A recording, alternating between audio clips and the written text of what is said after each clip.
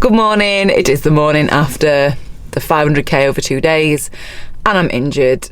I'd say probably the last 60k of the ride I was in quite a bit of pain in my Achilles, and I've had this once before on a 600k ride that I did maybe a month ago, and I think that's where I've injured it. Basically, at the end of that 600k ride, it was a downhill, and I didn't have far to go, and I was like, let's push it, and I think I pulled something because it was sore on that ride.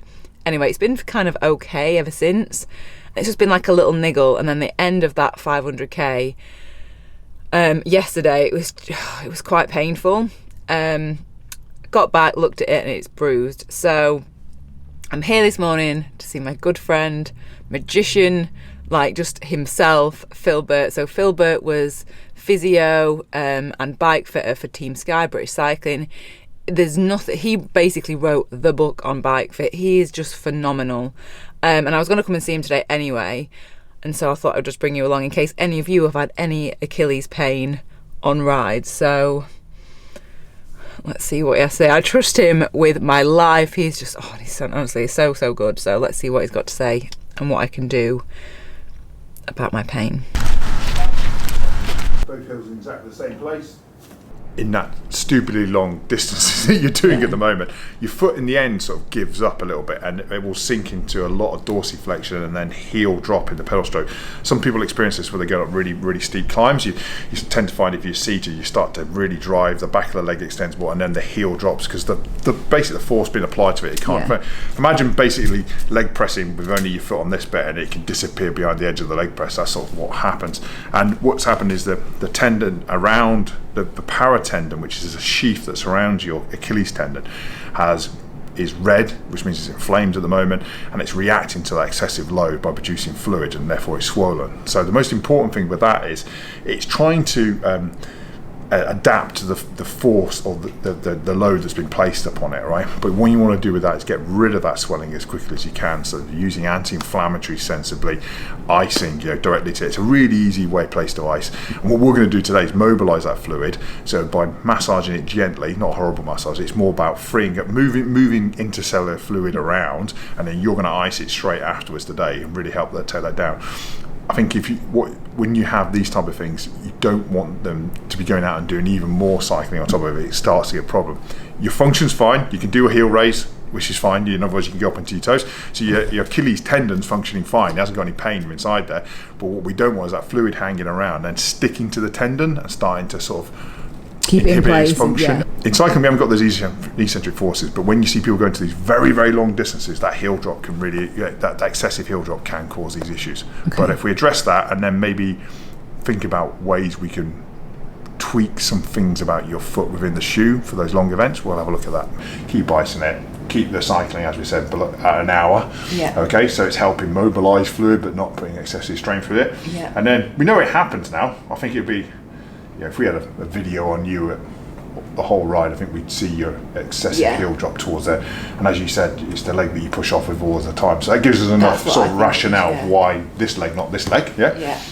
This is a calf that's done a lot of work. I always feel like my calves never hurt though. I always think, do I even use my calves? That's because they're massive.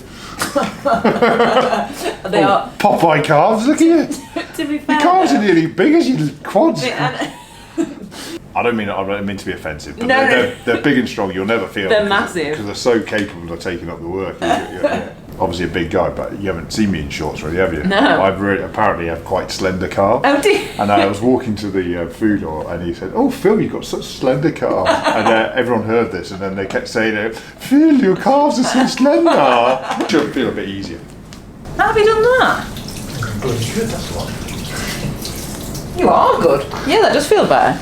Bonkers woman doing bonkers distances.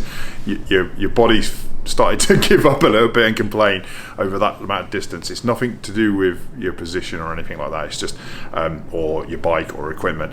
But at that point you found your weak point, and I think your right leg is your dominant leg, and you've started to drop your heel because it's giving up a little bit, and that excessive heel dropping has put pressure on your Achilles tendon and the tendon around it, and when you're finished it's swollen up a little bit. Okay, and that's this natural reaction. Body often swells when it's got a problem. It's like, let's jack things up and give it lots of fluid to try and heal it. When you're injuring your knee knee on things like that. Very simple way of putting things. But if that swelling now, it's there, it's an excessive reaction, and it in itself causes the problem. So we need to get that down. So we've massaged, mobilized it, you're going to ice it, you're going to use anti-inflammatory ways to take that down safely, and we're going to limit your riding a little bit so that you can get over the injury.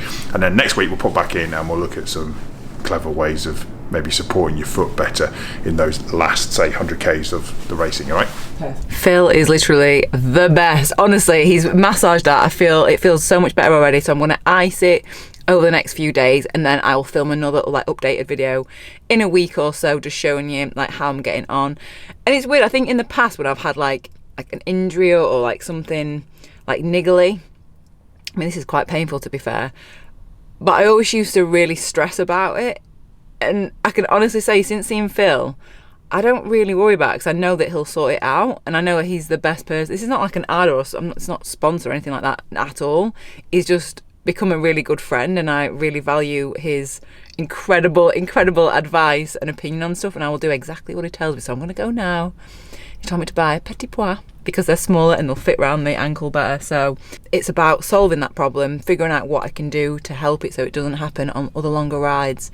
And I'm just taking you on for the journey of it all. So thank you so much for watching.